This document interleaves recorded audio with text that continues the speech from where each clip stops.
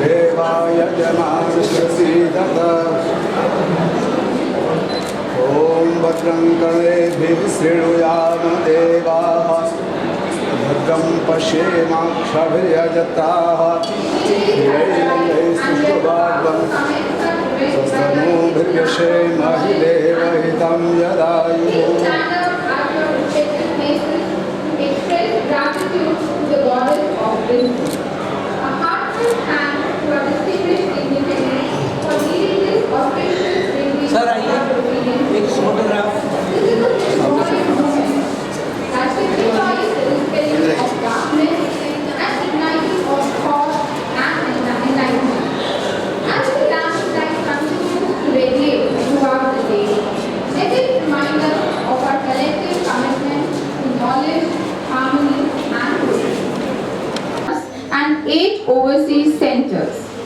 It is my distinct honor and privilege to welcome each one of you here at the Bharatiya Vidya Bhavan, Delhi Center. Today, our series aims to do more than just share knowledge. It seeks to enrich minds and stimulate thoughtful discussion. I would also like to express my gratitude to our digital partner, Click India, whose innovative strategies have greatly expanded our reach, allowing the core principles of Bhavan to extend throughout the digital world. In today's session, we are honored to host a distinguished guest, a figure synonymous with bravery and resilience. He is a living legend in our armed forces, a Paramveer Chakra recipient, Subedar, Major and Honorary Captain Yogendra Singh Yadav.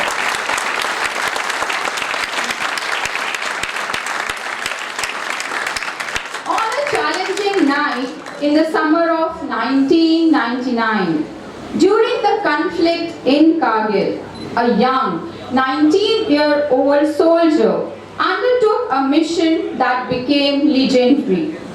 Captain Yogendra Singh Yadav, leading his team from the 18 Grenadiers, was tasked with reclaiming the strategic heights of Tiger Hill, a task fraught with danger. Amidst a barrage of enemy fire, when every step could have been his last, his resolve did not waver. Struck by multiple bullets, he climbed and conquered not just the unforgiving terrain, but the fears of those who watched from afar. On July 4, 1999, he achieved victory, securing not only the terrain, but also a place in history. His exceptional courage, for which he was awarded the Paramveer Chakra, represents the highest ideals of service and sacrifice, reminding us of the true cost of freedom. He is the youngest recipient of Paramveer Chakra to date, having received it at the age of 19. He has displayed the most conspicuous courage, indomitable gallantry, grit, and determination under extreme adverse circumstances. Today, he stands before us not just as a soldier, but as a symbol of hope and the extraordinary resilience of the human spirit. Ladies and gentlemen, please give a large round of applause and join me in warmly welcoming to the stage a true hero of our time, Honorary Captain Yogendra Singh Yadav. Sir, please. We are fortunate to have someone of his caliber.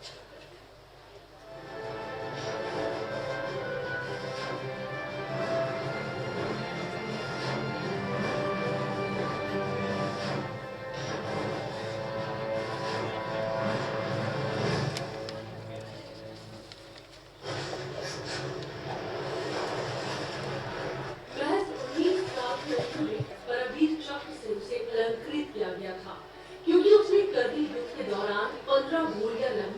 बाद भी हार नहीं मानी और वो लड़ता रहा।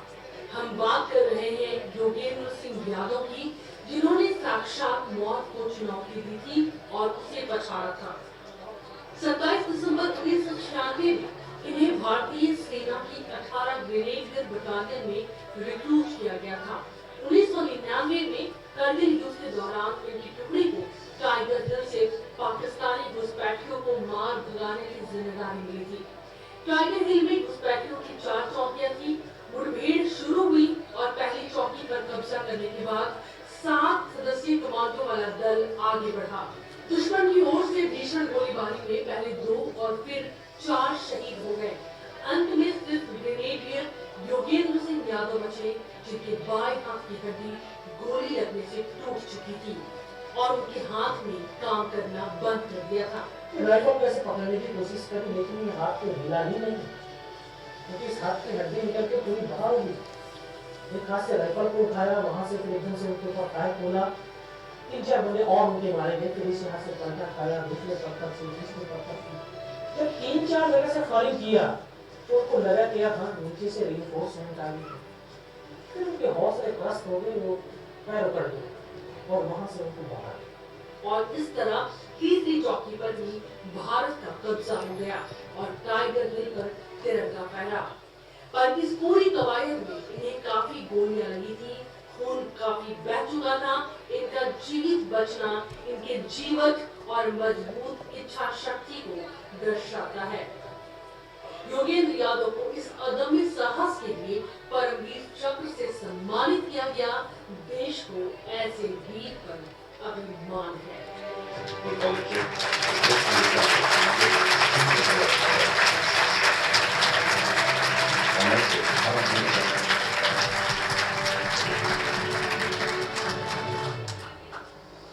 Yadav, captured the Tiger Hill, leading his Kadak army.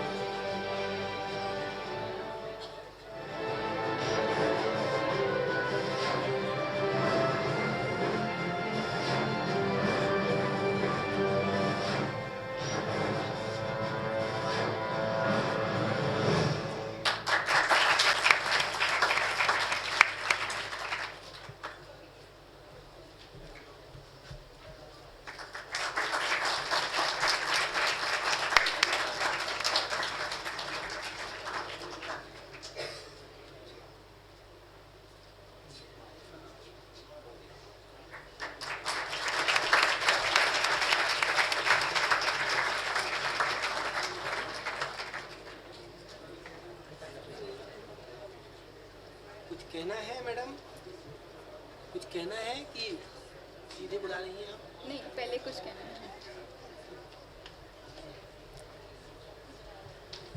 At this juncture, I take this opportunity to introduce and extend a warm welcome to our dearest patrons. I express my deep sense of appreciation to Shri Ashok Pradhan in his absence, Director Bharti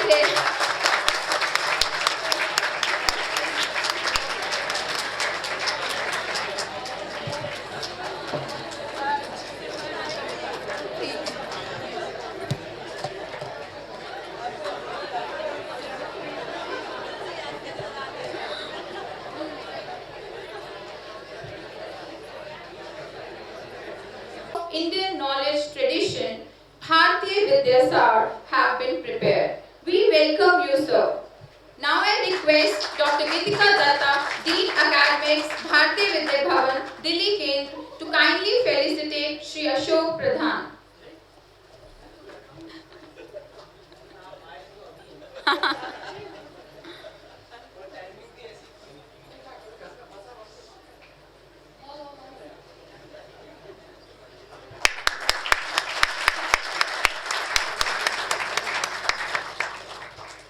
I am pleased to also introduce and extend a warm welcome to Shri Rajesh Mishra, Registrar, Bharatiya Vidya Bhavan, Delhi Kendra. Shri Rajesh Mishra is a retired IAS officer and has served in many capacities during his कभी-कभी मौका मिलता है. During his illustrious career spanning more than 3 decades. Shri Mishra joined Bharatiya Vidya Bhavan in 2019 and possesses thorough knowledge of administrative matters, revenue matters, taxation, vigilance, along with interpersonal relationship with the staff. Apart from discharging the administrative responsibilities of Bharatiya Vidya Bhavan, Delhi Kendra, Shri Mishra has also undertaken several fresh activities and initiatives to promote Indian cultural activities through its multiple units. We welcome you, sir. I am equally happy to introduce Shri Vijay Bhardwaj, Deputy Registrar, Bharatiya Vidya Bhavan, Delhi Kendra. Shri Bhardwaj has been associated with Bhavan since 2017. He is a retired DANIX officer who has a vast experience in public service throughout his 36 career in Delhi and Lakshadweep government. He has served in many key positions in governance and is actively involved in all types of administrative roles of Bhavan, Delhi Kendra. We welcome you, sir. I once again extend my heartfelt gratitude to our extreme guest speaker and in-house dignitaries for being a distinguished part of 3rd Bhavan stock. Let us give a huge round of applause. On this positive note, I would like to call upon Shri Ashok Pradhan, Director, for the welcome address.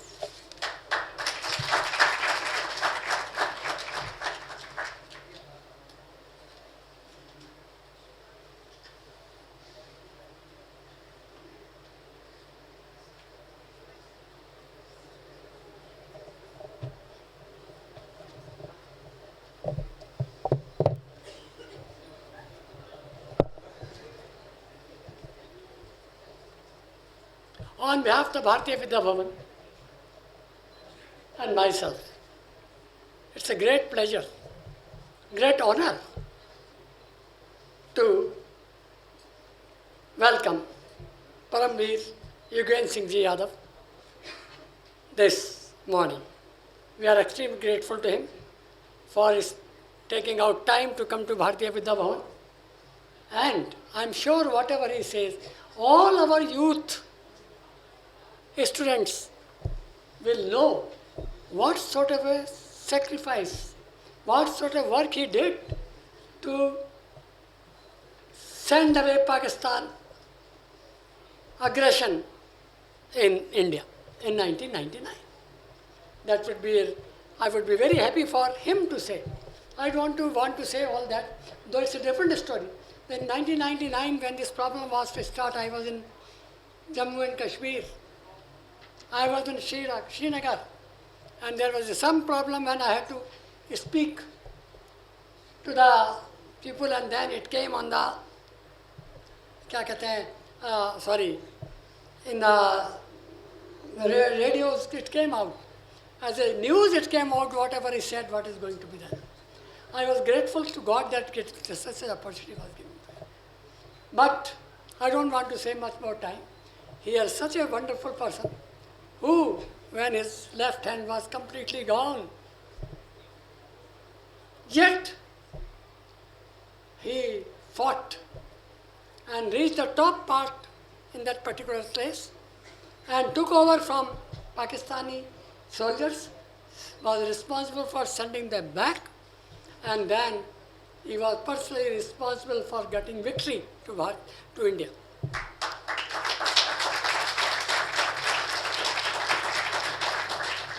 It's a great honor to all of you and to Bharatiya Vidya Bhavan to have him with us, because such individuals, such people who are so committed to their own country that even they take the risk of their life and they fight it out. I don't want to say much more, though I have what to say.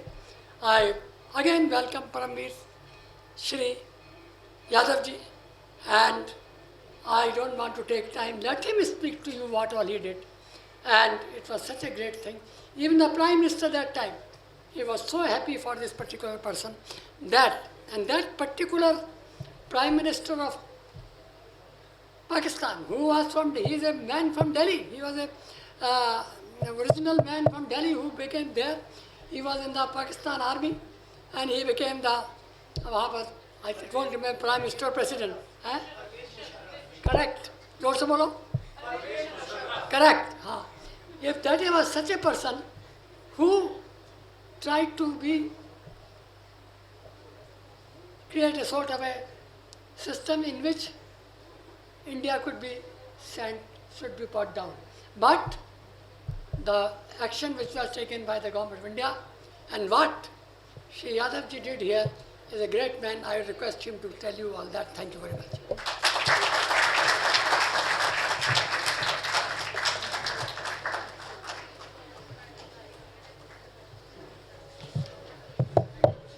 Thank you so much, sir, for the enlightening and inspiring welcome address. We truly appreciate your presence and contribution to this event. Without further ado, I now invite our distinguished speaker, Paramveer Chakra recipient, Subedar Major and Honorary Captain Yogendra Singh Yadav to the stage. Please join me in giving him a warm welcome with a big round of applause.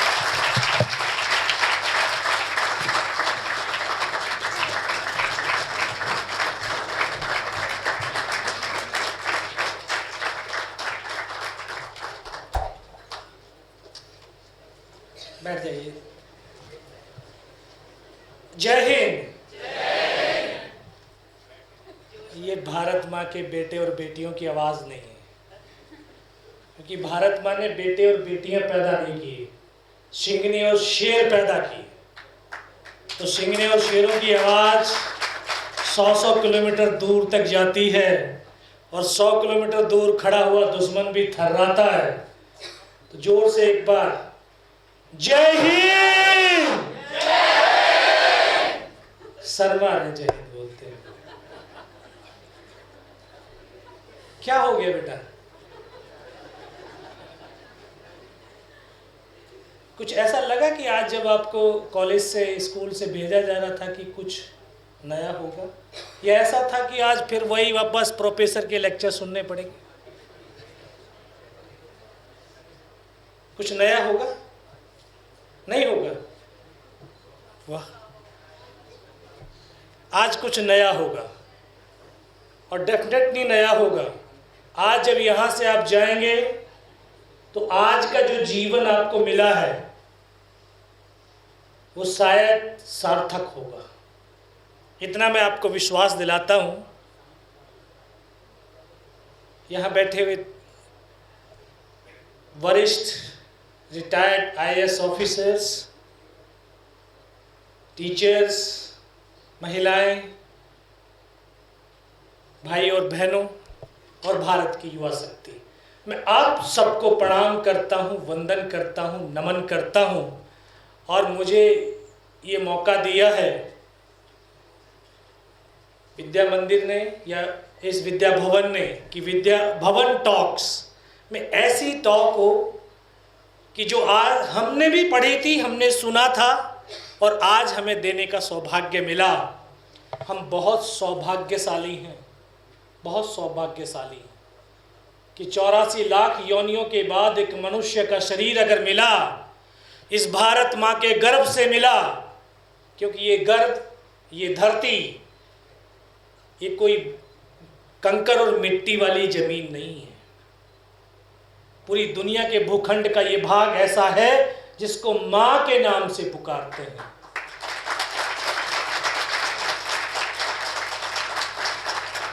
ये धरती जप की, तप की, ज्ञान की, विज्ञान की, पुरुषार्थ की, परमार्थ की, वीरों की, वीरांगनाओं की धरती है। और इस धरती में मनुष्य के रूप में जन्म लेना, इससे बड़ा सौभाग्य कुछ हो नहीं सकता। शायद पिछले 100 जन्मों में कोई पुण्य कर्म किए होंगे, तब जाकर के हमें इस धरती का गर्व मिला है। कभी सोचते हो अपने आप में? सोचा कभी आपने कि पिछले जन्मों में जब हम कीट पतंगे होंगे, मछलियां होंगे और मनुष्य को देखते होंगे कि मनुष्य कितने अहंकार में रहता है, कितना क्रूरता पूर्ण कार्य करता है, तो उस समय कीट पतंगे होने के नाते इन मनुष्यों को देख कर के ये आभास होता होगा, लगता होगा कि जब ये मनुष्य का शरीर हमें मिलेगा तो मनुष्य जैसे कार्य हम नहीं करेंगे। और आज हम फिर मनुष्य हैं, और जो पहले मनुष्य होंगे वो न जाने कौन सी शरीर के अंदर होंगे। तो आप कौन से कार्य कर रहे हैं? कभी अपने आप का एनालिसिस किया? अपने आप का देखने की कोशिश करी? बस सिर्फ सुबह किताब उठाई, स्कूल चल दिए, वापस गए, किताबें रखी और मम्मी के पास नखरे शुरू। ये खाना तुमने ठीक नहीं बनाया, ये दाल ठीक नहीं है, चावल ठीक नहीं है, रोटी जली हुई है, ये मेरी पसंद का खाना है ही नहीं, क्यों बना के रख दिया? आप इतने बड़े मैच्योर्ड हो गए, इतने समझदार हो गए कि आपको अभी अपने जीवन का पर्पज मालूम हो गया होगा। अगर हमें जीवन के पर्पज मालूम नहीं है तो हम हमेशा भटकते रहेंगे। मुझे मेरे जीवन का पर्पज 6th क्लास में मिल गया था। 6th क्लास में 6th क्लास में जब अब्दुल हमीद की कहानी को पढ़ा कि एक हिंदुस्तान का अकेला सैनिक पाकिस्तान के 8-8 पैटर्न टैंकों को ध्वस्त कर देता है और नौवे पे निशाना लगाते लगाते मां भारती की गोद में सो जाता है, फिर जीवन का आदर्श भी बना। शायद आपके जीवन के भी कोई ना कोई रोल मॉडल होंगे। मेरे जीवन का आदर्श वो 21 साल का नौजवान जो 1971 में टैंक से टैंक की लड़ाई लड़ता है और पूरी पाकिस्तान की एक स्क्वाड्रन को ध्वस्त कर देता है और फिर मां भारती की गोद में सो जाता है। लेकिन गर्व तब होता है कि वो पाकिस्तानी कमांडर उस हिंदुस्तान के शेर की मां के चरणों को छू करके कहता है, मां तूने बेटा नहीं इस शेर को पैदा किया था।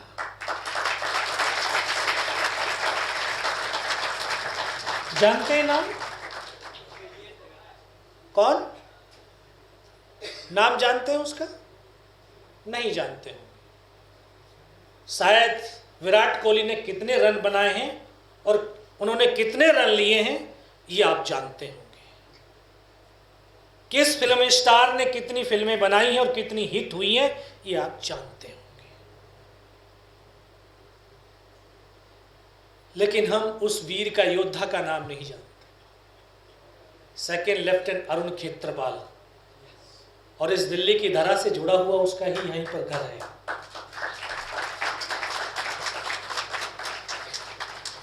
वो मेरा जीवन का रोल मॉडल था और मैं 6th क्लास से वो सपनों को जीना शुरू किया जहां मैं जाना चाहता था। आप सपने देखते हो, सपने आंखों से देखे जाते हैं, सपने जिए हृदय से जाते हैं, सोल से जाते हैं। 6th क्लास से सपनों को जीता हुआ बड़ा हुआ, 11th पास किया, 12th में आया ही था। मात्र 16 साल 5 महीने की अवस्था थी और भारतीय सेना में भर्ती होकर के चला गया। भारतीय सेना की ट्रेनिंग आग की भट्टी होती है और आग जलाती नहीं बल्कि उसको पिघलाती है। एक सिविलियन बच्चे के विचारों को पिघला करके उसमें फौजी भाव और भावनाएं भरती है, क्योंकि फौजी एक राष्ट्र का विश्वास और भरोसा होता है। जब वो अपने बदन पर वर्दी पहनता है तो वो वर्दी कोई मामूली कपड़ा नहीं, वो लाखों करोड़ों सैनिकों के खून से पावन पुनीत वो वर्दी है। तिरंगे की आन बान और शान वो वर्दी है जिसके लिए सैनिक पल भर के अंदर अपने आप को कुर्बान कर देता है। ऐसी वर्दी पहन करके मैं पहली पोस्टिंग कश्मीर में गया। आज एहसास होता है मैं गया नहीं था, मुझे तो मेरे परमात्मा ने वहां पर भेजा था, क्योंकि उस धरती पर कुछ समय के बाद एक बड़ा युद्ध होने वाला था और बड़े युद्ध को लड़ने से पहले छोटे युद्धों का हिस्सा बनना बहुत जरूरी होता है। जिस तरह से आप 10th का बोर्ड एग्जाम पास करके यहाँ तक पहुँचे, 12th का किया है, अगर 12th का पास न करते तो आप यहाँ पर नहीं पहुँचते। तो एक एक ये युद्ध का क्षेत्र है, कुछ ना कुछ, क्योंकि ये जो चुनौतियाँ आती हैं ये हमें कमज़ोर और तोड़ने के लिए नहीं, बल्कि हमारी क्षमता का आकलन करने के लिए आती है। हमारे अंदर एक फाइटिंग भाव पैदा करने के लिए, लड़ने की क्षमता पैदा करने के लिए आती है। तो वहाँ, क्योंकि उस धरती पर तो 1990 से आज तक भारतीय सेना उग्रवादियों के साथ, दहशतगर्दों के साथ एक युद्ध लड़ती हुई चली आ रही है, उस युद्ध का हिस्सा बना और धीरे धीरे समय व्यतीत होने लगा। आप जानते हैं जीवन की बेशुमार कीमती चीज क्या है? जीवन की बेशुमार कीमती चीज समय। ये जीवन की सबसे बेशुमार कीमती चीज है। आज का एक पल कल पूरी दुनिया की दौलत ला करके किसी के कदमों में डालोगे तो आज के इस एक पल को खरीद नहीं पाओगे। जो ये सोचते हैं ना, अरे आज नहीं तो कल पढ़ लेंगे, आज नहीं तो कल याद कर लेंगे। एक ही दिन तो गया है, अभी बहुत पूरी साल पड़ी हुई है और एक एक करके एक एक दिन चले जाते हैं, 365 दिन खत्म हो जाते हैं। और ये सबसे बड़ा यूथ का स्ट्रेस का कारण है कि समय की वैल्यू नहीं जानते हैं। और जब परीक्षाएं नजदीक आती हैं तो फिर रात रात भर नींद नहीं आती है। अपने विचार जो हमारे नकारात्मक हम पैदा करते हैं, उसकी पॉजिटिविटी से अगर आपके अंदर पॉजिटिविटी आएगी तो आप अपने जीवन को बड़ा खुशहाल सुख में बनाएंगे। एक आप में लगन जागृत होगी और मुझे वो चीज वहां पर मिल रही थी, क्योंकि जो बचपन से सपने देख रहा था वो आज पूरे हो रहे थे। दहशतगर्दों के साथ युद्ध लड़ रहा था। वर्ष 1998 आया, आपने पढ़ा होगा, सुना होगा कि 1998 में भारत और पाकिस्तान ने परमाणु परीक्षण किया था। तत्कालीन प्रधानमंत्री माननीय अटल बिहारी वाजपेयी ये समझ गए थे, उनको एहसास हो गया था, आभास हो गया था कि दोनों ही मुल्क बारूद के ढेर पर आकर के खड़े हो गए। छोटी सी भी नफरत की चिंगारी पूरी मानवता का विनाश कर सकती है। इसलिए उन्होंने शांति का पथ अपनाया। और ये सच है, जहाँ शांति होती है वहीं उन्नति और विकास भी होता है। चाहे राष्ट्र की उन्नति और तरक्की की बात हो तो राष्ट्र में शांति चाहिए, अगर किसी सोसाइटी समाज की उन्नति और विकास चाहिए तो समाज के अंदर शांति चाहिए। और एक व्यक्ति की खुद की भी अगर उन्नति और प्रगति चाहिए तो हमारे मन और मस्तिष्क के अंदर शांति चाहिए। तभी हम क्रिएटिव थॉट्स सोच सकते हैं, उस पथ पर आगे बढ़ सकते हैं। तो उसी शांति को कायम रखने के लिए लाहौर बस यात्रा शुरू करी, समझौता एक्सप्रेस शुरू किया गया।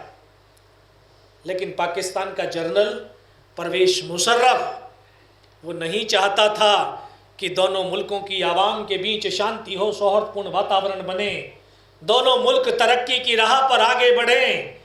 तो उसने कारगिल, बटालिक, दराज, तुर्तुक ऐसे सेक्टर, ऐसी जगह जहां पर सर्दियों में -60 डिग्री टेम्परेचर जाता है। -60, कल्पना कीजिए 31 दिसंबर को इस दिल्ली के अंदर 4 डिग्री टेम्परेचर था और हम अपने बिस्तरों से नहीं निकल पा रहे थे। आप कल्पना करके देखिए कि -60 आज भी आपके शहर के, प्रदेश के, देश के बेटे और बेटियां उसी -20 डिग्री, 60 डिग्री टेम्परेचर में खड़े होकर के दिन रात अपने कर्तव्य का पालन करते हैं ताकि इस देश का युवा अपने कैरियर को बना करके इस राष्ट्र को आंतरिक रूप से सशक्त और समृद्ध बना सके। आज जो आप यहां पर बैठे हैं,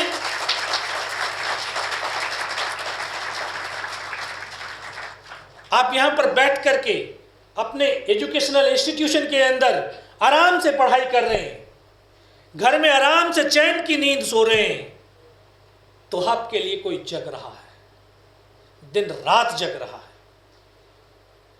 तो ऐसे वीरों को नमन है, वंदन है। तो ऐसे सेक्टर में अचानक से युद्ध छिड़ गया। अचानक से आपको भी स्कूल के अंदर कोई प्रोजेक्ट मिलता है तो बड़ी सारी इंफॉर्मेशन दी जाती है, एक टीचर आपके गाइड करता है, तमाम तरह की चीज़ें आपको प्रोवाइड की जाती हैं। लेकिन वहाँ पर कुछ ऐसा प्रोवाइड नहीं किया। एक सिर्फ आदेश मिला था कि आपको कारगिल जाना है। कश्मीर से उठा करके हमको कश्मीर में से उठा करके कारगिल में भेज दिया, द्रास में भेजा। मेरी बटालियन 18 ग्रेनेडियर्स हमको द्रास सेक्टर भेजा, और द्रास सेक्टर में सबसे पहले तोलोलिंग टॉप शायद आप नहीं जानते हैं, लेकिन कारगिल वॉर मेमोरियल आपने जरूर देखा होगा पिक्चरों के माध्यम से। कारगिल वॉर मेमोरियल के जस्ट पीछे वाली पहाड़ी वो तोलोलिंग टॉप है। उस पहाड़ी पर हमने 22 दिन तक युद्ध लड़ा था। 22 दिन। रात का टेम्परेचर -20 था।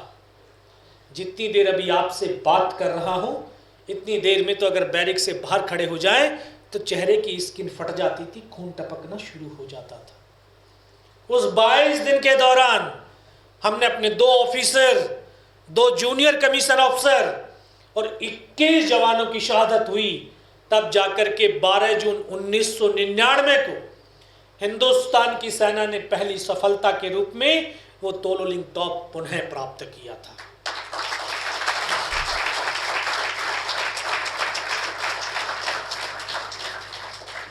उस जीत के बाद फिर दूसरा टास्क हमें दिया गया टाइगर हिल, द्रास सेक्टर की सबसे ऊंची चोटी, जिसकी ऊंचाई लगभग 17,000 फीट, जो वर्ष भर बर्फ से ढकी रहती थी।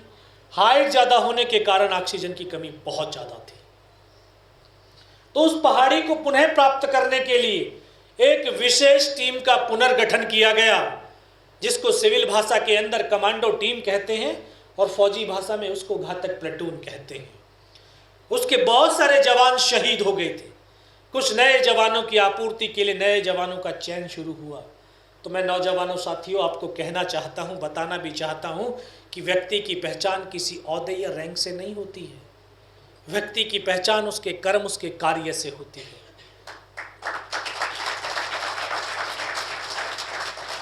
जो आप बहुत बड़ी देर से विस्मित भरी निगाहों से देख रहे हो कि बहुत बड़ा शक्तिशाली व्यक्ति आकर के खड़ा हो गया, मैं कोई शक्तिशाली व्यक्ति नहीं हूँ। आप लोगों की तरह एक माँ के गर्भ से पैदा हुआ एक किसान और जवान का बेटा हूँ। कोई पहचान नहीं थी। तब तक सिर्फ एक पहचान थी कि मैं 18 ग्रेनेडियर बराव कंपनी नंबर 5 प्लाटून के नंबर 1 सेक्शन का नंबर 1 जवान हूँ, इतनी पहचान थी। लेकिन उस 22 दिन की लड़ाई के दौरान हम 15 जवानों की एक टीम, जिसका काम था फॉरवर्ड में लड़ रहे जवानों को रसद पहुंचाना, यानी राशन और अम्नेशन पहुंचाना। 15 में से हम 3 जवान ऐसे थे जो 22 दिन तक बिना खाए, बिना सोए, बिना रुके, बिना थके लगातार चलते रहे। सुबह 5:30 बजे सामान उठाते थे, रात को 2:30 बजे ऊपर पहुंचते थे और 2 घंटे में नीचे भी आते थे। उसी काम से हम तीनों जवानों की पहचान बनी कि ये तीनों जवान फिजिकली और मेंटली बहुत स्ट्रांग हैं। इनको इन घातक प्लेटून कमांडो टीम के अंदर शामिल किया जाए। इस तरह से मुझे उस टीम का हिस्सा बनने का सौभाग्य मिला। तभी एक नए ऑफिसर कमीशन होकर के आए थे, लेफ्टिनेंट बलवान सिंह। उनको उस टीम की कमान दी गई। 1-2 दिन का रिहर्सल का समय मिला और आखिरकार 2 जुलाई 1999 को उस पहाड़ी पर चढ़ने का आदेश दे दिया गया। तो हाइट ज़्यादा होगी तो दुश्मन के पास एडवांटेज बहुत ज़्यादा होगा। वो ज़्यादा दूर तक देख सकता है, और ज़्यादा दूर तक देख सकता है तो ज़्यादा दूर तक वो मार भी सकता है। तो इसलिए हमने रात का समय चुना, ताकि वो हमारी मूवमेंट को, हमारी हरकतों को देख ना सके और हम सरप्राइज करते हुए दुश्मन के नज़दीक से नज़दीक पहुंच जाए। तो पूरी 2 जुलाई की पूरी रात चढ़ते रहे। तो 2 रात और 1 दिन चेहरों से खून टपक रहा था। दुश्मन की भारी गोलाबारी हो रही थी। बर्फीला तूफान चल रहा था, लेकिन ये हिंदुस्तान के जवान कंधे से कंधा और कदम से कदम मिला करके उस टाइगर हिल टॉप के शिखर की तरफ बढ़ते रहे। और तीसरी रात का वो मंजर आज मेरी आंखों के सामने ऐसे दृश्यता है, शायद वो कल की ही तो बात है। 25 साल हो रहे हैं। सुबह का वक्त होने वाला था। बिल्कुल 90 डिग्री की चट्टान, जिस पर चढ़ना असंभव सा प्रतीत हुआ। रस्सियों के सहारे हमने चढ़ना शुरू किया।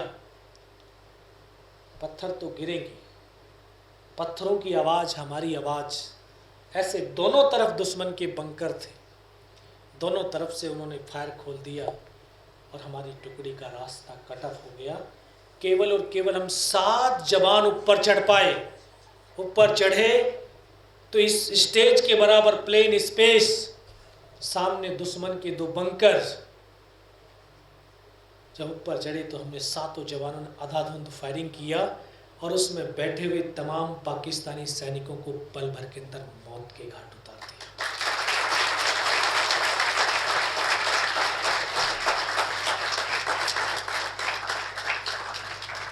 वहां से टाइगर हिल टॉप मात्र 50-60 मीटर रहा होगा।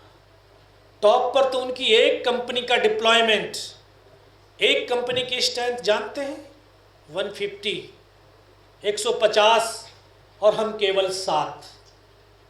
लेकिन बेखौफ, निडरता के साथ, धैर्य के साथ लड़ते रहे।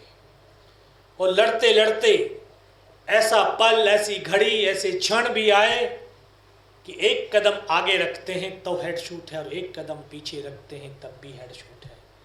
मरना निश्चित हो गया था।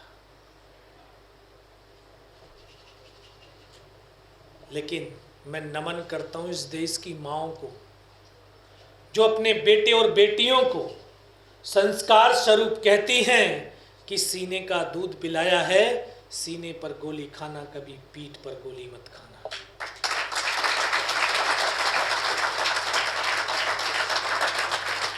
ये हिंदुस्तान के बेटे और बेटियां अपने माँ के वक्तव्य को सार्थक करने के लिए सीमा पर खड़े होकर के सीने पर गोलियां खाते हैं। मेरे नौजवान साथियों, कभी भविष्य में किसी सैनिक का पार्थिव शरीर देखने का सौभाग्य मिले तो उसके कफन तिरंगे को हटा करके देखना, उसके सीने पर गोलियों के निशान मिलेंगे, पीठ पर आपको एक भी निशान मिलने वाला नहीं।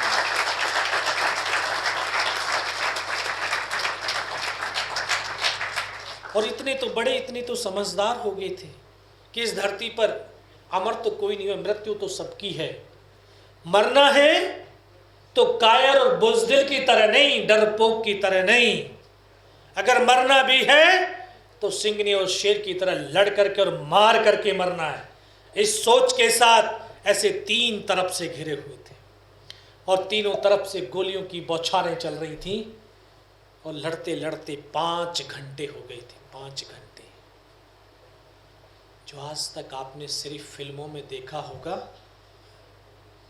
कि गर्दनें कटती हैं और धड़ चलते हैं, मैंने उन पलों को देखा ही नहीं, जिया भी है।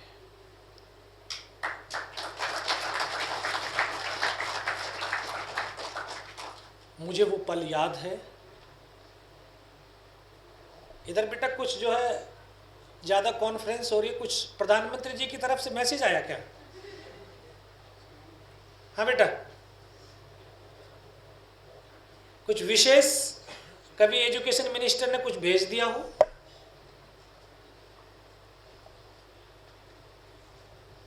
बेटा 9 साल जो है टीचर रह के आया हूं और वो टीचर था जिसके स्टूडेंट 40 साल की अवस्था से ऊपर वाले थे।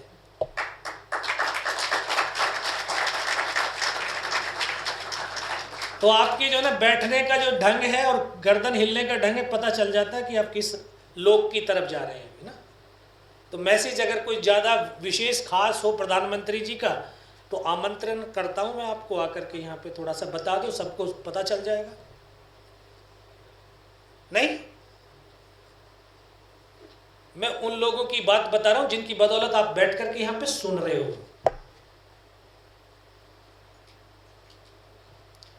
तो ये इस तरह के दृश्य सिर्फ आपने फिल्मों में देखे हैं कि गर्दनें भी कटती हैं और धड़ भी चलते हैं, लेकिन मैंने उन पलों को देखा नहीं, जिया भी है। सर से लेकर के पैर तक लहूलुहान था, नाक से खून की धार बह रही थी। मेरा एक साथी मेरे ठीक सामने बैठा, उसको बोला सर फर्स्ट एड कर दो, क्योंकि लहू इतना बह रहा है, वो नहीं मारेंगे मैं खुद मर जाऊंगा। बोला फायर कर, मैं थोड़ी देर के बाद में करता हूँ। उन्होंने सर अपनी फील्ड पट्टी निकाली, उसकी पॉलीथीन फाड़ने के लिए उनका हाथ यहाँ तक गया, यहाँ पे गोली लगती है, इधर से पूरा सर निकल करके बाहर। मैं उनका हाथ पकड़ा, सर क्या हुआ, लेकिन एक शब्द तक नहीं बोल पाए थे, एक शब्द। मेरी बगल में बैठा मेरा ट्रेनिंग का साथी था, रूममेट था, कैनेडियन अनंतराम। मैं उसको बोला, अनंतराम सर को तो गोली लगी। क्या? ये उसका आखिरी शब्द था। उसको सीने में गोलियां लगती हैं, फेफड़ों से खून की फुहारें छूटती, मेरी गोद में आकर कैसे लेट जाता है। एक साथी आगे बढ़ता है, फिर वहीं पर एक ऐसे बम गिरता है, उसकी यहाँ से गर्दन कट करके ज़मीन पर गिरती है। चारों तरफ खून की बौछारें ही बौछारें। बिना सर के वो धड़ 2 कदम तक चलता है, फिर ज़मीन पर गिर जाता है। लेकिन फक्र हुआ, गर्व हुआ कि शरीर पर गर्दन नहीं थी, लेकिन हाथों से बंदूक नहीं छूटी थी।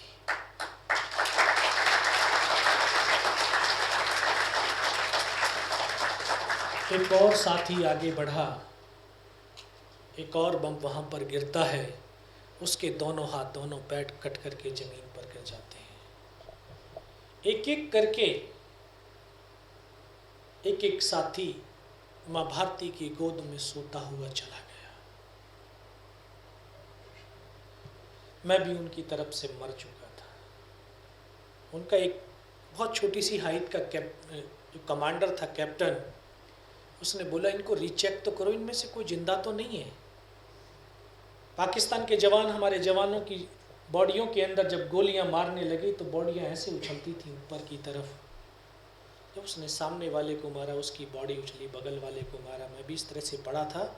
फर्स्ट में उसने यहाँ पे गोलियां मारी, फिर पैर में गोली मारी। मैं देख रहा हूँ कि धुआं निकल रहा है। गोली की पीड़ा को चुपचाप पड़ा सहता रहा। उनको यकीन हो गया कि इनमें से कोई जिंदा ही नहीं है।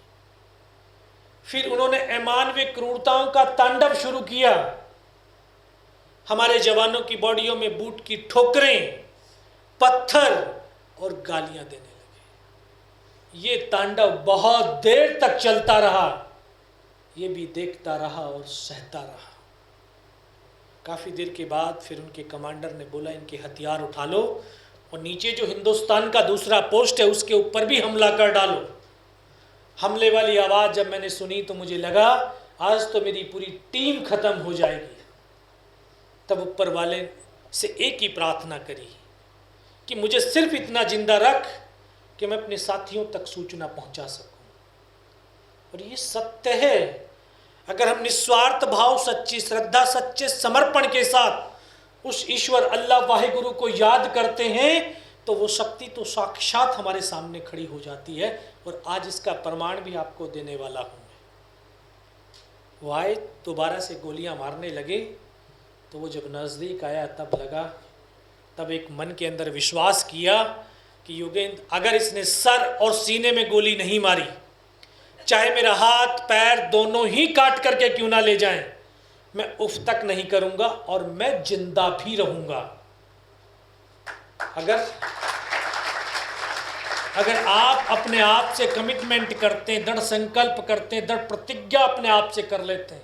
महाभारत देखिए, उसमें एक पात्र था पितामह भीष्म।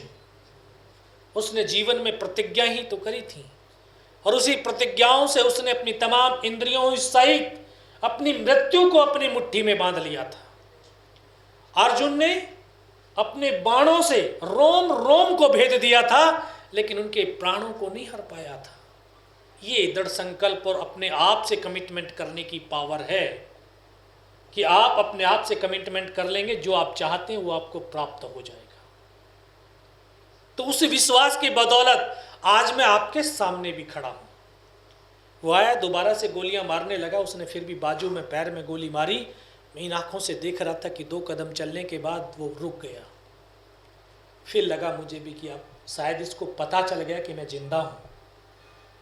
वो तुरंत वापस मुड़ा और उसने राइफल ऐसे सीने की तरफ करी। तब लगा योगेंद्र अब नहीं बचेगा। लेकिन कहते हैं जाको राखे साइयां मार सकी ना कोई, और इस देश को भारत माँ बोलते हैं। जो शुरुआत में मैंने कहा, ये कंकर मिट्टी वाली जमीन नहीं, ये सजीव है। माँ भारती अपने बेटों की वीरता, शौर्य, पराक्रम, बलिदान को कभी दफन होने ही नहीं देती, किसी न किसी एक को जरूर माध्यम चुन लेती है। शायद इस माँ भारती ने मुझे वो माध्यम चुन लिया होगा, तभी तो जब उसने गोली चलाई तो यहाँ पे पर्स रखा था, क्योंकि पूरी पैंट फट गई थी पत्थरों पे चलते चलते। तो उस पर्स के अंदर भी 5-5 रुपए के कुछ सिक्के थे।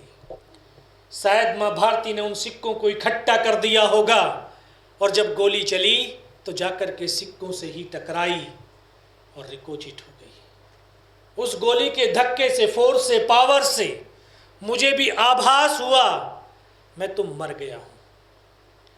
पाकिस्तान का दूसरा जवान आया होगा, उसने आकर के हथियार उठा करके शायद जा रहा होगा, उसका पैर मेरे पैर से टकराया। तब एकदम से चेतना आई, मुझे लगा यार मैं तो जिंदा हूं। तब एक अंतर्मन से आवाज है कि योगेंद्र अभी तक नहीं मरा तो अब मरेगा भी नहीं। मेरे पास एक हैंड ग्रेनेड बचा हुआ था, मैंने अपने ग्रेनेड को निकाला, उसके पिन निकाल करके उस तरफ ऐसे फेंक दिया। कोट के अंदर जो हुड लगे हुए थे वो ग्रेनेड उसके हुड के अंदर जा गिरा, और जब तक वो ग्रेनेड को निकाल पाता ग्रेनेड तो फट गया, उसका यहाँ से पूरा सर उड़ा और वो हमारे ऊपर आकर के इस तरह से गिर गया। उस धमाके से पाकिस्तान के जो जवान थे उनमें खलबली मची कि इनमें से कोई जिंदा है। कुछ बोले जिंदा नहीं, नीचे से रीइंफोर्समेंट आ गई है। वही तो एक मौका था मेरे पास। दोनों हाथों से उसकी राइफल को उठाने की कोशिश करी, लेकिन ये हाथ तो हिला ही नहीं, इस हाथ की पूरी हड्डी निकल के बाहर थी, सिर्फ कंधा कंधा हिला। एक हाथ से ऐसे राइफल उठाई, ऐसे पलटा खाया, ऐसे फायरिंग किया, और उनके 3-4 पाकिस्तानियों को पल भर के अंदर मौत के घाट उतार दिया।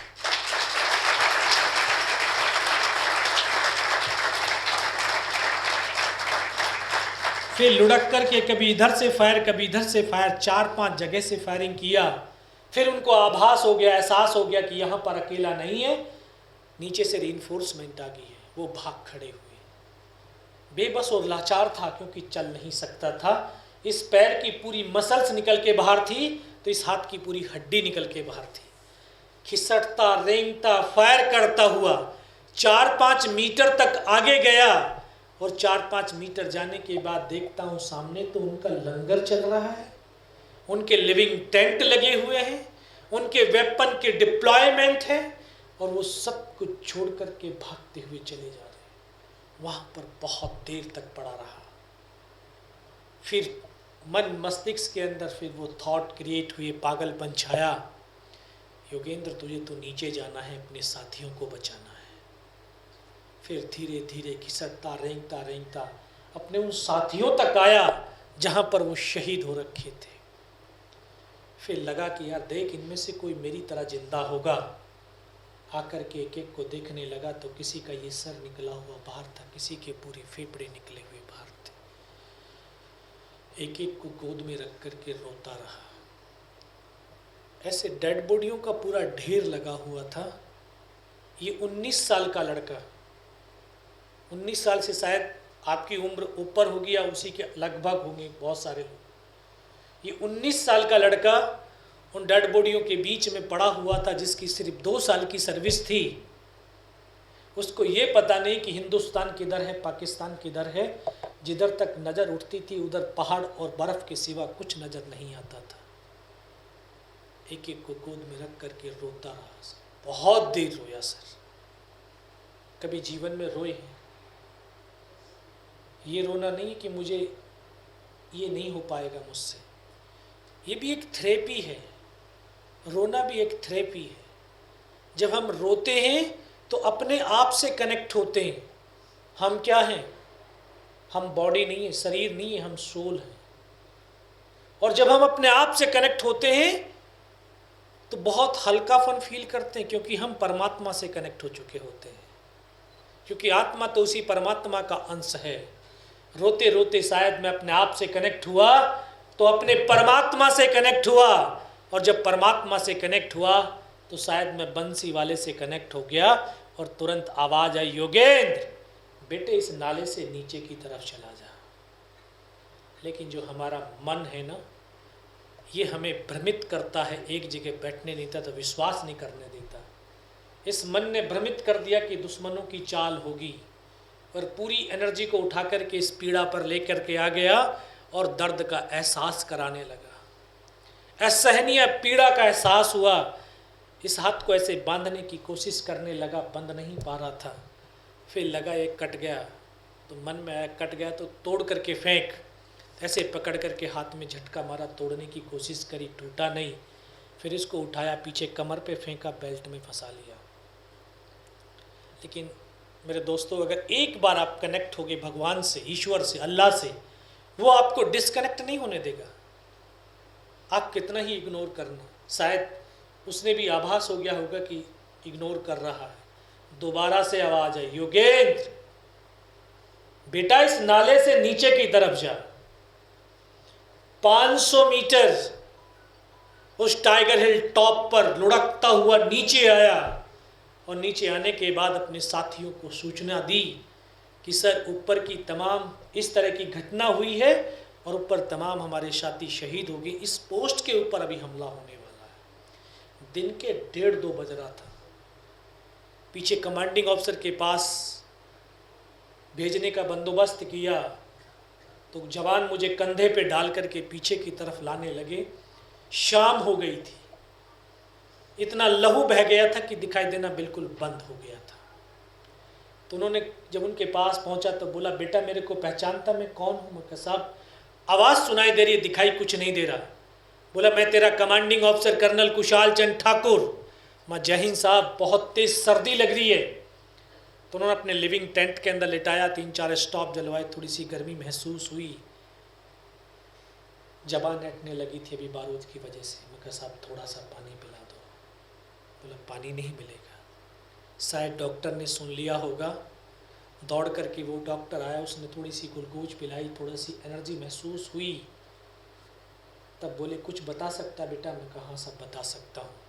तब ऊपर की तमाम घटनाक्रम, तमाम इन्फॉर्मेशन से उनको अवगत कराया, और लास्ट में बोलते हैं जवान की रिक्वायरमेंट क्या है बेटा? साहब जवान की रिक्वायरमेंट अम्यूनिशन और फील्ड पट्टी की है। क्यों? खाने के लिए पर्याप्त मिलता है? सब खाने के लिए तो भूख ही नहीं लगती है। 72 घंटे से भी ज़्यादा का समय हो गया था। एक बड्डी पेयर सिर्फ ये पार्ले जी वाले बिस्किट का आधा पैकेट खाया था, आधा तो बैलेंस था। सर भूख नहीं लगती है। और इतना कहते कहते तभी डॉक्टर ने कौन सा इंजेक्शन लगाया, फिर मुझे पता नहीं मैं कहाँ पर हूँ। 3 दिन के बाद होश आया, देखा ऊपर पंखा चल रहा है, पता चला कि श्रीनगर हॉस्पिटल में हूँ। और वहीं पर मुझे सूचना मिली कि उसी रात को दोबारा से हमारी फौज ने, हमारी टीम ने दोबारा से हमला किया और बिना किसी कैजुअल्टी के उस टाइगर हिल टॉप के ऊपर विजय पताका फहरा दिया।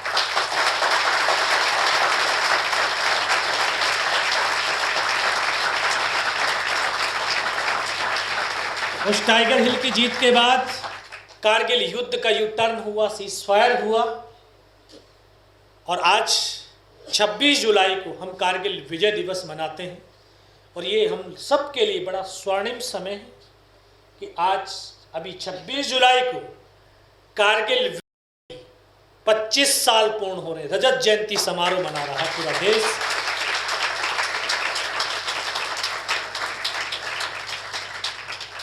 तो जीवन में पर्पज रखिए। अभी तक आपने बहुत सारे फॉर्मूले पढ़े, लेकिन आपको 3P का फॉर्मूला देकर के जा रहा हूं। इसको अगर जीवन में आपने अपना लिया तो जीवन में कभी आप डगमगाएंगे नहीं। पहला P पर्पज। मुझे पढ़ रहा हूं, क्यों पढ़ रहा हूं, पता होना चाहिए। किस लिए पढ़ रहा हूं, मुझे करना क्या है। अगर पर्पज मालूम है तो पैशन शुरू होता है। पैशन, जुनून, पागलपन, दीवानगी। और इसमें हर इंसान के पास, जो आपके पास में भी है, 4 प्रकार की शक्तियां हैं आपके पास। आपके शरीर की शक्ति, मन की शक्ति, बौद्धिक शक्ति, स्पिरिचुअल शक्ति। ये जुनून, वो पागलपन, वो स्पिरिचुअल, इन शक्तियों को एक साथ एकत्रित करता है। तो तीसरा P परफॉर्मेंस। जो आप सोच भी नहीं सकते हैं वो आप पार कर जाएंगे। आज एक सुई चुभती है ना, असहनीय पीड़ा होती है, उस समय आंखों के सामने गोलियां शरीर के पार जा रही थी, लेकिन उस पीड़ा को सह पा रहा था। तो उसी जुनून पागलपन से जो हमने पाला था। तो जीवन में जुनून रखिए, ये पर्पज रखिए, और अपने परफॉर्मेंस अपने आपका बढ़ता हुआ चला आएगा। पॉजिटिविटी रखिए, अगर चौथा पी आप मानते हैं तो पॉजिटिविटी रखिए, सकारात्मक। और पूरी दुनिया कहती है भारत युवाओं का राष्ट्र है, क्योंकि 65% युवा है। लेकिन दुर्भाग्य ये है कि 65 में से 80% को ये पता नहीं कि सूरज कितने बजे निकलता है। नहीं, क्योंकि ये दिन भर जो रील बनाते हैं, रात को इंस्टाग्राम पे जाती हैं और रात को 2:30 से 3 बजे तक रील के वो लाइक चेक करते हैं कि कितने लाइक आए। अगर लाइक सही से नहीं आए तो वैसे ही डिप्रेशन आ जाता है। बेटा अभी 2 लाख स्टूडेंटों से मिलकर हैं जो कंपटीशन की तैयारी कर रहे हैं, उनका भी यही हाल है। तो जीवन की जो हमने जीवन शैली को बदली कर दिया कि रात को देर से सोना और दिन में देर से उठना, ये हमारे नकारात्मक और थकावट का सबसे बड़ा कारण है। रात को जल्दी सोना सीखिए और सुबह जल्दी उठना सीखिए। आपके अंदर इतनी पॉजिटिविटी आएगी, आप कुछ बने न बने एक अच्छे इंसान जरूर बन जाएंगे, अच्छे इंसान बन जाए। सुबह 4 साढ़े 4 बजे लोग कहते हैं या 4 साढ़े 4 बजे उठ जाइए। क्यों कहते हैं? उस समय ये प्रकृति, ये ब्रह्मांड आपके दरवाजे पर पॉजिटिव एनर्जियों का भंडार लेकर के आता है।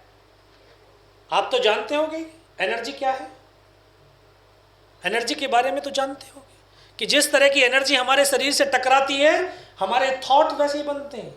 अगर हम पॉजिटिव एनर्जियों के साथ में रहेंगे तो पॉजिटिव थॉट होंगे, पॉजिटिव एटीट्यूड होगा, पॉजिटिव बिहेवियर होगा, पॉजिटिव आपका कैरेक्टर बनेगा और एक ऑरा बनता हुआ चला जाएगा। ऑरा जानते हैं क्या होता है? क्या होता है ऑरा? जो आपके पीछे आभा मंडल होता है, आपके सबके पीछे।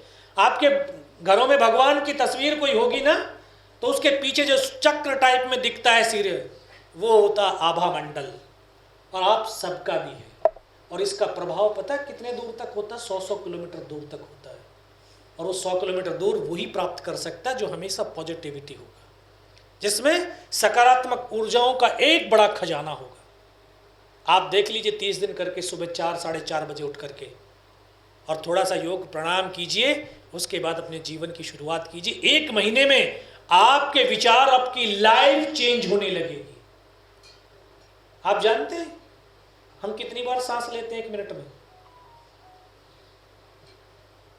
कोई भी 1 मिनट में कितनी बार सांस लेते हैं? सबका रटा रटा है 72 बार। अरे 72 हमारी हार्ट बीट है। 15 से 17 बार सांस लेते हैं हम। जो हम 65 से 70 साल की आयु प्राप्त है, और इस धरती पर ऐसा भी प्राणी है जिसकी 300 साल आयु है, कछुआ, क्योंकि वो 1 मिनट के अंदर सिर्फ 3 ही बार सांस लेता है। तो हम अपनी जो सांसें हैं इनको गहरी कर सकते हैं और इनको हम 10 से 12 तक ला सकते हैं। और 10 से 12 तक जितनी डीप हमारी सांस होगी उतना मन शांत होगा, विचारों का विरोधाभास नहीं होगा, और आप जो चाहते हैं वो प्राप्त हो जाता है। ये प्रैक्टिकली आपको बता रहा हूँ। आप दौड़ करके देख लीजिए, एक दिन दौड़ना, 1 किलोमीटर ही दौड़ लेना, थक करके खड़े हो जाओगे, सांस फूलने लगेगी, क्योंकि सांस आपके कदमों के साथ मेल नहीं खा रही है। कभी यहाँ पर खड़े होकर के बोलना शुरू करना, तो जब आपकी सांस आपके होठों से मेल नहीं खाएगी तो शब्द कुछ और ही निकलेगा।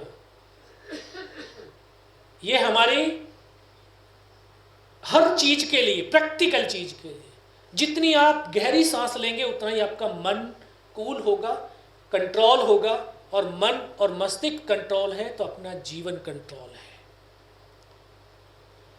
मैं पुनः प्रधान सर, उनके आपकी पूरी टीम, टीचर्स, आप सबका हृदय की गहराइयों से आभार व्यक्त करता हूं। प्रॉमिस करेंगे आप किस चीज का? किस चीज़ का प्रॉमिस करना?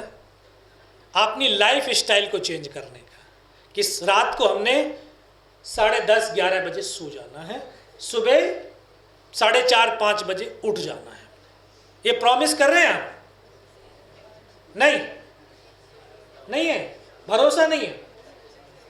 जब अपने आप पे भरोसा नहीं होगा तो फिर किस पे भरोसा करोगे?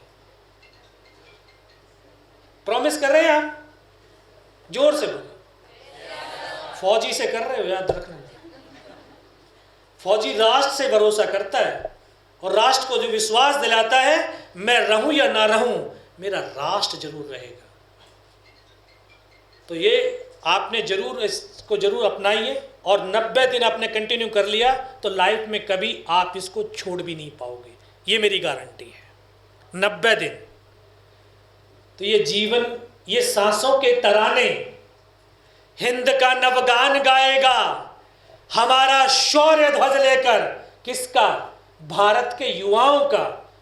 क्योंकि सब जानते हैं युवाओं में इतनी शक्ति, इतनी सामर्थ्य, इतनी ऊर्जा है कि जिधर इनकी नजरें उठेंगी उधर देश की तकदीर और तस्वीर बदलती चली जाएगी। आपके अंदर वो सामर्थ्य है कि ये सांसों के तराने हिंद का नवगान गाएगा हमारा शौर्य ध्वज लेकर, वो चंद्रयान गाएगा। हमारे प्राण माता भारती के पक्ष समर्पित हैं, हमारे लहू का हर कतरा हिंदुस्तान गाएगा, हिंदुस्तान गाएगा। जय हिंद, जय भारत। बहुत बहुत धन्यवाद। Thank you sir.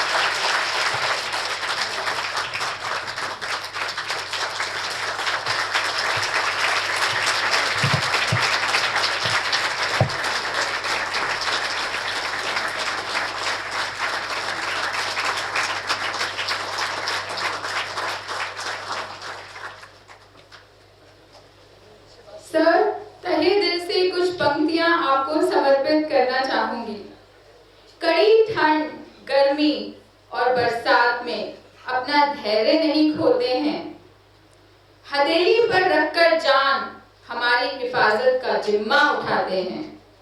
आप जैसे वीर जवानों को सलाम, आप जैसे वीर जवानों को सलाम, जो हमें सुरक्षा का एहसास दिलाते हैं, जो हमें सुरक्षा का एहसास दिलाते हैं। आपने ये वतन अपने खून से सींचा है, आपने ये वतन हर पल खुशियों से खिला रहे मेरा चमन।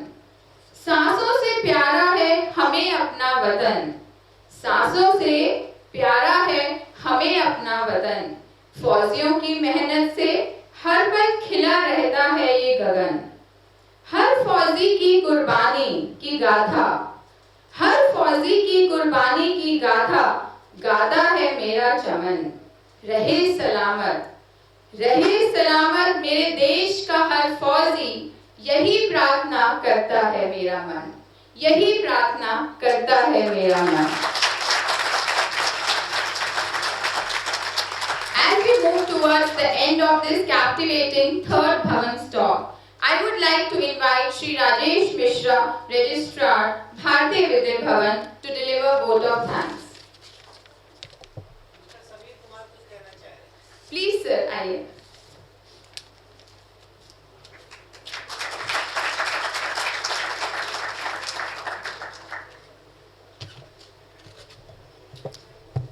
सादर चांसलर प्रधान सर, राजेश सर, गीतिका मैम, सारे टीचर्स और हमारे ऑनरेरी कैप्टन योगेंद्र यादव जी, आपका बहुत बहुत धन्यवाद।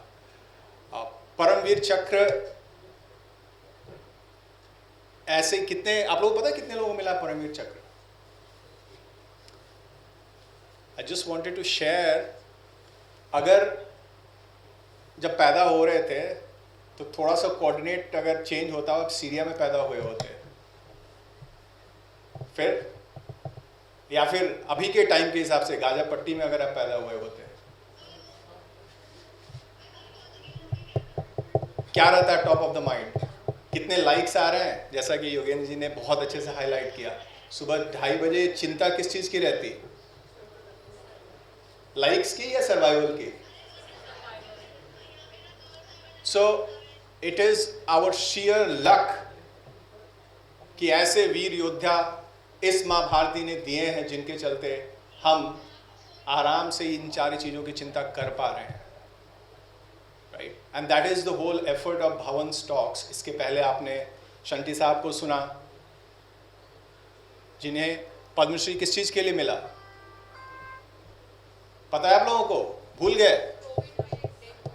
जिस कोविड के समय अपने अपनों से दूर रहते थे, राइट। उस समय मुझे कोविड नहीं हुआ था, मुझे वो डेंगू हो गया था। स्टिल जस्ट द फियर कि ऐसी चीज़ है जिसमें मैं बीमार हूँ, मुझे बुखार है, अपने पूरे परिवार को बिल्कुल अलग करके कोई मतलब आके मेरा टेम्परेचर भी ना ले, ऐसी स्थिति थी। ऐसे में वो इंसान, ताकि देश में ये बीमारी ज़्यादा ना बढ़े इसके लिए, तो देश के अंदर के सैनिक, देश में के बॉर्डर पर रहने वाले ऐसे सैनिक आ करके आपसे क्या उम्मीद लगा के बैठे हैं। तो ये भवन स्टॉक जो सीरीज है, इट इज़ फॉर अवेकिंग अस। मैं भी आपके साथ ही हूँ यहाँ पर। हमारे अंदर वो चीज़ जो इस चीज़ को बार बार भूल जाता है, क्योंकि आलस तो सबसे ओवर पावरिंग हम सब के लिए है। द होल पर्पस इज़ कि ऐसे महान लोगों को सुन करके हमारे अंदर का आलस जो है वो टूटे, और हम इस ग्रेट अपॉर्चुनिटी को, जैसा कि आज परमवीर चक्र विजेता योगेंद्र यादव जी ने हमें समझाया, कि इस जगह पे पैदा होके जो हमारी अच्छी किस्मत है उसको हम यूटिलाइज कर सकें। So will continue and thank you very much Bharatiya Vidya Bhavan की तरफ से इतना अच्छा टॉक्स हो पा रहा है। So we look forward to your support going forward. Thank you very much.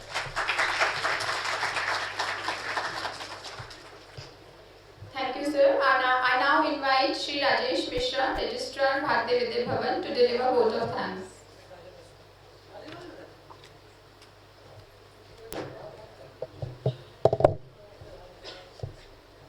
Respected director sir, आप लोगों ने सुना है, थोड़ा कंप्लीट करिएगा।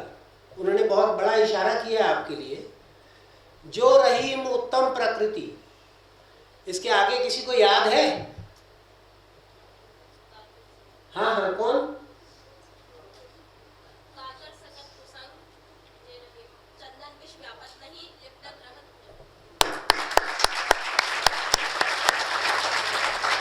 जो रहीम उत्तम प्रकृति व्यापत नहीं, क्या madam?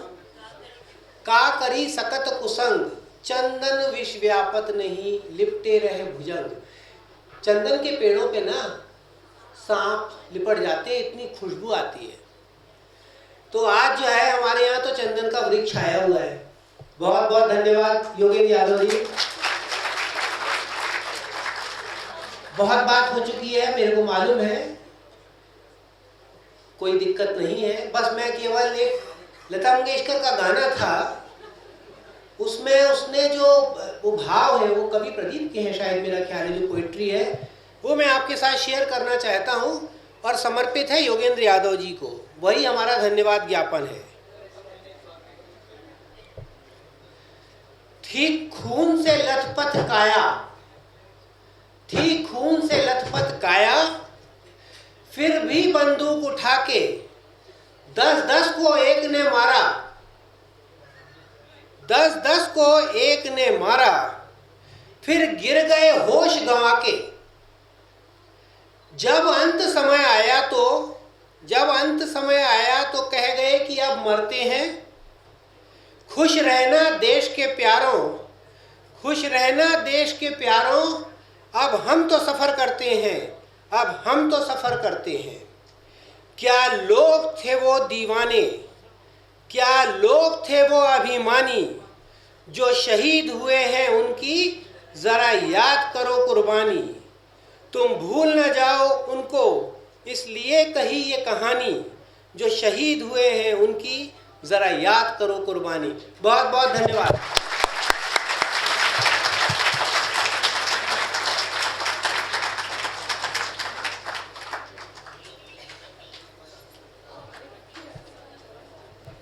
I once again thank you all for making this event more successful with your gracious presence. May the Almighty always showers His blessings upon the Bhavan family, and hope we get to organize and attend such events in future as well. praying for more prosperity and happiness for one and all. Thank you.